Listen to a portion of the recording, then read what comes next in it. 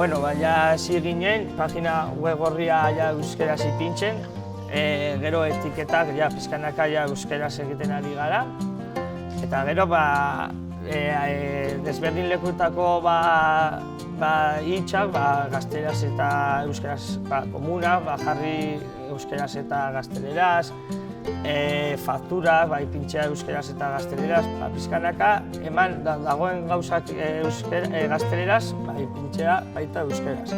Eta hemen jendea, etortzen den jendea euskeraz hitz egin nahi baduela, hitz egin duela, eta nahi duena egitea gazteleraz, nahi duena euskeraz, baina posibilitatea edukitzea bi hizkuntzan egiteko.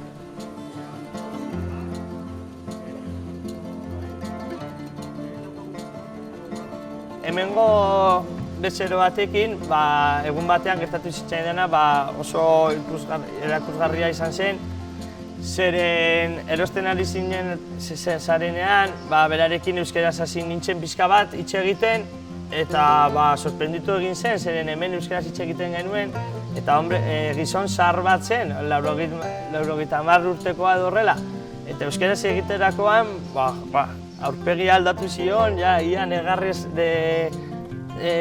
zeren pentsatzen zuen hemen euskeraz ez genuela egiten, eta oso pozik, eta hori niri eman zidan gogoak euskeraz gehiago hitz egiteko eta ikasteko, eta hemen jendeari azaltzea dena eta azaltzea euskeraz. Eta hori markatuta daukat nola zer aurpegi pozik jarri zuen ikusterakoan nik euskeraz nekiela. Eta ia negar egiten eta ematen zidan hor abrazo bat, no lo pierdas, esaten zidan, ez galdu euskeraz, ez galdu, mesedez ez galdu.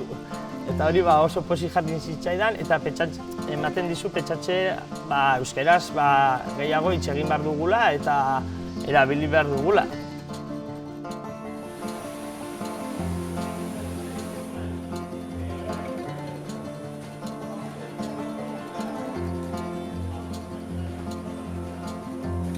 Egia esan da, nik bakarrik hitz egiten dut hemen erosleekin, gero hemendik atera ez dago ohitura edo guk gure inguruko lekuetan ez dugu euskeraz hitz egiten.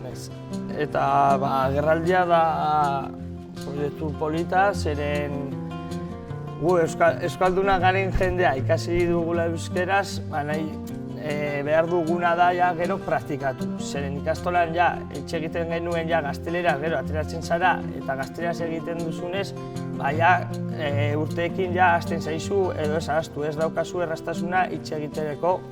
Eta behar duguna da beste lekutara, ikastola kanpotik beste lekutara joatea eta euskaraz ahal izateko hitz egiteko. Eta horrela ez zaizu gaiztuko eta egongo zara euskaraz erabiltzen.